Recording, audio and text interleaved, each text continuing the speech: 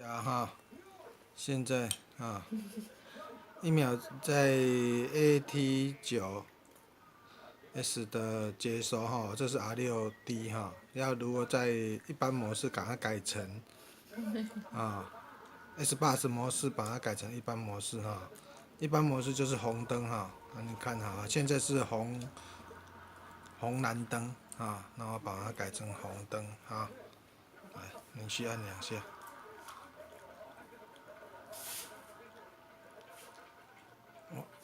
又闪回去，好，红灯了，看一下哈，这样就改变了，好，OK。